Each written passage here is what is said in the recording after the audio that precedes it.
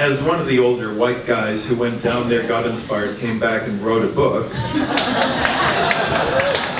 I'd like to thank all of you ayahuasca test pilots for being here tonight. This is my friend John Sheldon, who will also be presenting later on. I'm going to start out the evening with an Icaro, an ayahuasca song.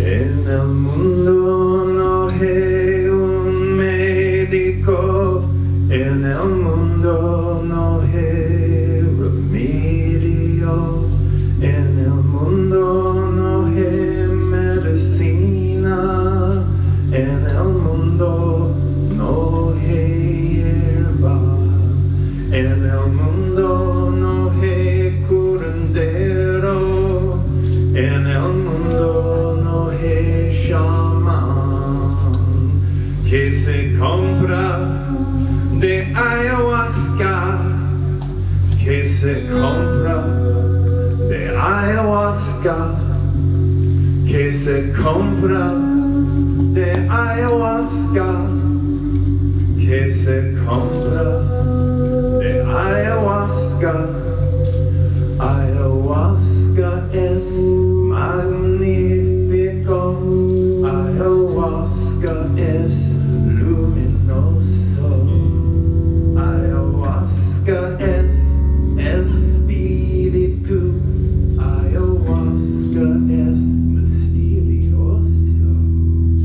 ayahuasca es más grande, ayahuasca es superior, ayahuasca es medicina, ayahuasca es hierba, ayahuasca es curandero, ayahuasca es chamán, ayahuasca es la medicina, ayahuasca es la medicina, ayahuasca es la medicina, ayahuasca es la medicina.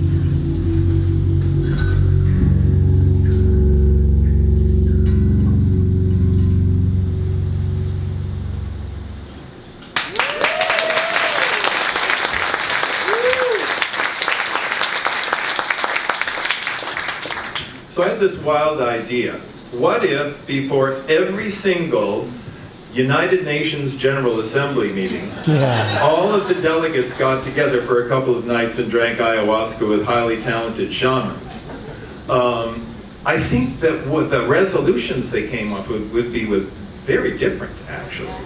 I can sort of imagine Bibi Netanyahu on his mat beside Hassan Rouhani of Iran, and at the end of the night, Rouhani has his head in his hands, and Bibi says, "What's up? What's up? What happened to you this night?" And he says, "Oh, Bibi, I saw the world engulfed in nuclear fire. We have to stop this crazy campaign." Bibi says, "Yes, you know, our nuclear arsenal burdens me every single day." And Hassan says, "That's the first time you've admitted it." And Bibi says, "It's about time to be honest. The world deserves us to be better men."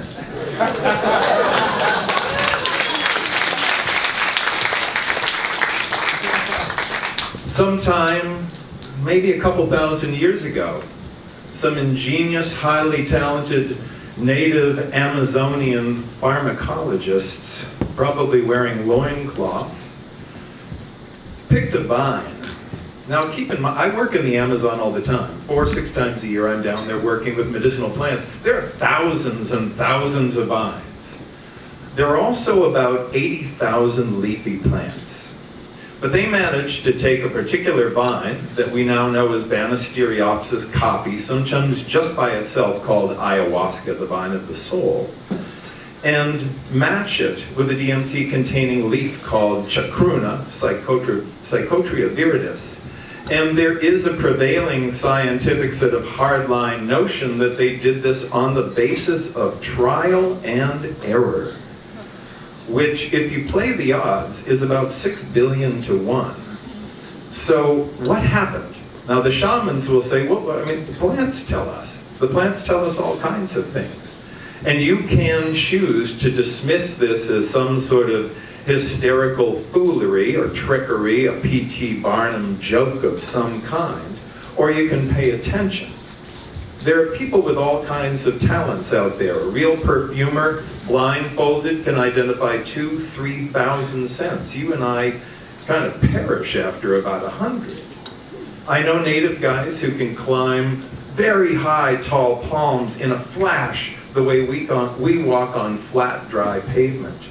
What's so weird about people who grow up in a rainforest environment, who are genetically predisposed to knowing all of the sights and sounds and smells and everything about that forest, having communication with plants? Somehow they made ayahuasca. Somehow they got enough vine into probably a clay pot, and chacruna and vine and chacruna and vine and chacruna, and they filled that pot with a lot of water, and they cooked it down and cooked it down and cooked it down, and then they strained that, and then they put the liquid back, and they cooked it down and cooked it down some more, until they were absolutely confident that they got the worst tasting psychedelic on earth. I once had somebody say to me, you know, it's not honoring of the medicine to talk about it that way, man. And I said, are you out of your mind? We are never going to see ayahuasca tastings. Okay? Now, shaman Mariano here has brought a very woody brew, whereas this one's more earthy, and this one, well, it just tastes like something died in it. Now, for those of you who haven't drunk ayahuasca who are here tonight, by now you should be pretty scared off of the whole idea. I had a kind of an odd, so I was in the middle of something and then I interrupted myself, I'm sorry. So the natives drank this for a good long time, and they did it for divination, they did it for healing, they did it to figure out how to mess up their neighbors. I mean, it was an agent of sorcery. You go to a shaman and you say, you know, I really want to mess up Pablo in the next village. What's the best way? And the shaman says, let's drink and find out. And you go into the spirit landscape and you say, I know what to do. We'll do this to him. We'll give him some sapo frog in his morning oatmeal, and that will fix him. So whatever happened. Anyway, they drank for a good long time, and then sometime in the 1850s, this guy named Manuel Villavicencio from the frigate Apurimac, cruising around South America, drank with some native people, and he wrote an account of it. And then a British botanist, another old white guy, named Richard Spruce drank, and he wrote about it. And this kind of went on for a time, individuals drinking and writing about it, and then a very popular author from the United States who went to Harvard and was a self-described junkie by the name of William Burroughs, who wrote the very popular book Naked Lunch, went down to the Amazon to try to find what he called the ultimate high. And he did. And he wrote the Yage letters. And then people started going down there. Now, in answer to Hamilton's question, why go down to the Amazon to drink, or for that matter, why drink with a shaman? Well, you certainly can drink in the city, and I know people do. But when you go down to the Amazon where these plants originate, and you're sitting in the forest environment, listening to the chirping and the hooting and the screeching and the amazing sounds that the insects and the creatures in the forest make, and the breeze blowing through the trees and the moonlight filtering through the leaves, it's pretty damn amazing. And when a shaman who has studied for 10, 15, 20, 30 years to master the technology of actually guiding a ceremony through song and through other things, manages the space correctly so that people aren't in fact going completely apeshit on their mats, then what happens is a transformative experience. What's the real promise of ayahuasca? The real promise, one of the reasons it's called La Medicina, is that it's a medicine. And it heals. I've seen people healed of traumas that have dogged them their entire lives. They haven't been able to resolve in therapy. They haven't been able to resolve with psychiatric drugs. They haven't been able to resolve with institutionalization, alternative methods, you name it, they've tried it, it hasn't worked. They go down to the Amazon, they drink, maybe many times, and often this burden is lifted from their lives. This is the true promise of ayahuasca. This is why it's called La Medicina.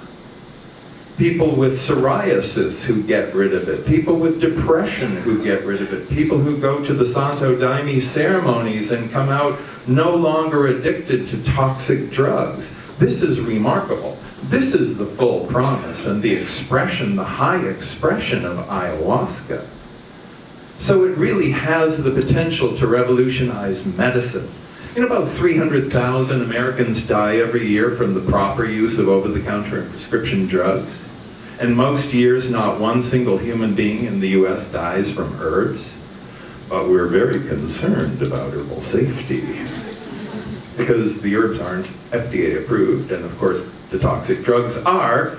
But soldiers who have been treated at the VA repeatedly for trauma, for seeing their friends' heads blown off, or having a limb blown off themselves, who go down and drink, go into ceremony, and are able to come out much more free, much more able to return to life and engage instead of feeling distant and apart and separate and anxious and angry and confused and having periods when they don't know what the hell is happening.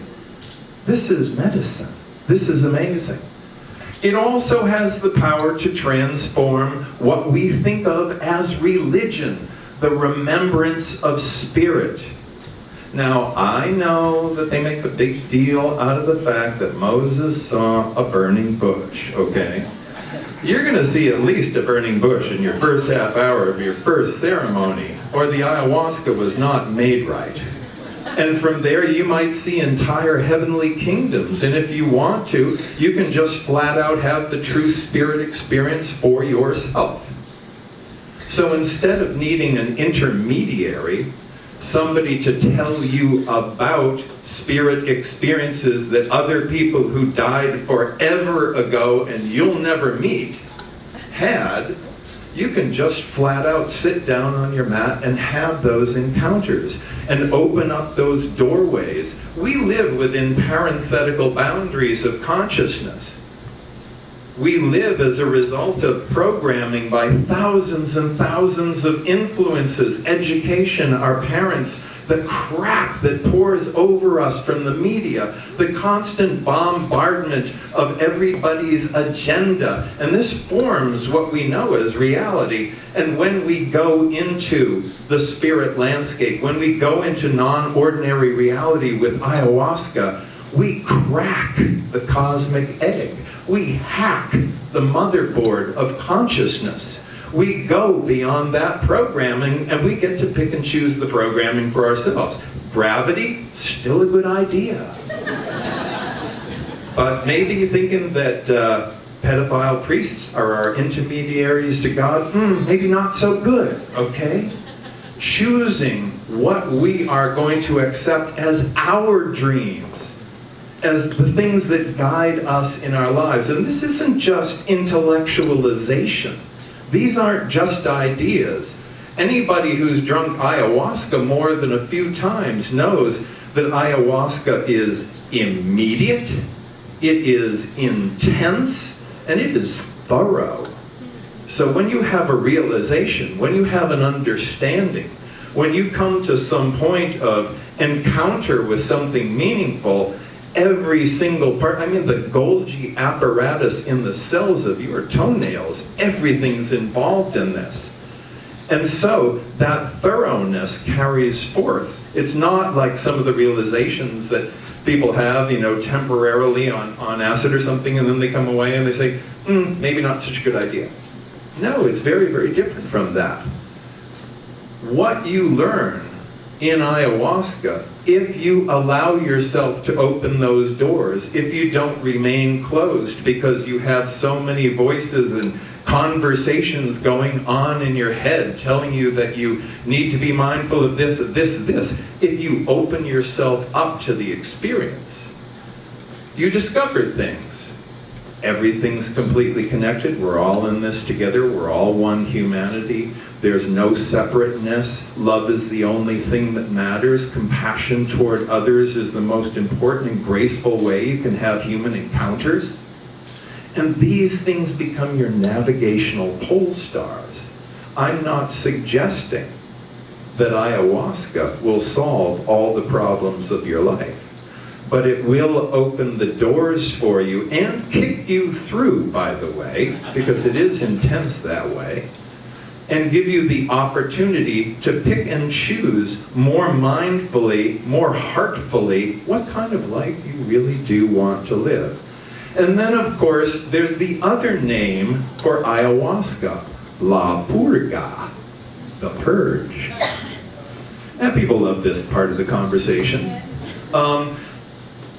It is likely that you will throw up when you drink ayahuasca. Ayahuasca, not just because it tastes like the nastiest Chinese medicine you've ever drunk, but it's just, when it gets down in there, it doesn't really want to stay. And when people vomit on ayahuasca, and I've said this before, this is not a quiet affair. This is not something that, yep. It's not like that. It's like somebody's yanking their liver out through their mouth. And you may find, as you're vomiting into your pail, that at the very same time, you're letting out negative experiences that have been with you your whole life, feelings and emotions that no longer serve you, that you want to be rid of, ideas that are toxic to you, that you're finally letting go of. So that the vomiting itself also becomes a little bit of a metaphor. And I should warn you, there is also what is known as the dreaded toilet vortex. We've all gone to the bathroom, hopefully a lot of times in our lives, and if you haven't, you should see a colonic specialist immediately. But you know, sometimes in ceremony you just have to go, and it is best not to say, oh, I'll go later, because you might go sooner, but not where you want to. So you have to make your way to the bathroom. And the toilet vortex goes like this. You get in, and it turns into a psychedelic funhouse. And there are these strange tableaus on the wall, and you don't really recognize what the sink exactly is.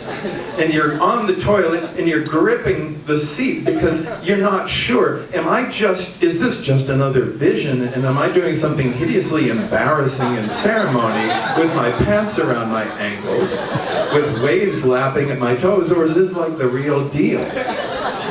Now, if you get to that point, my best advice is to call for help.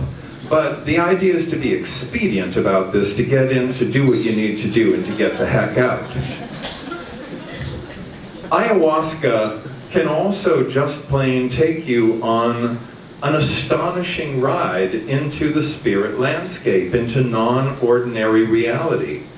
We know that there are dimensions and dimensions and dimensions beyond what we typically experience in the normal course of our day. And it's probably good that we're not tripping madly as we're driving across the George Washington Bridge, although it appears that some cab drivers are, but. Ayahuasca can open you up to vast realms of experience, to unusual spirits who might give you information that is valuable to your life, jewels of wisdom, energy, insight, might help to crack open your heart so that you're more filled with love. There's an infinitude of possibilities with ayahuasca. This is something that we're very fortunate to have available to us now. I'm not saying that you have to go down to South America to drink it.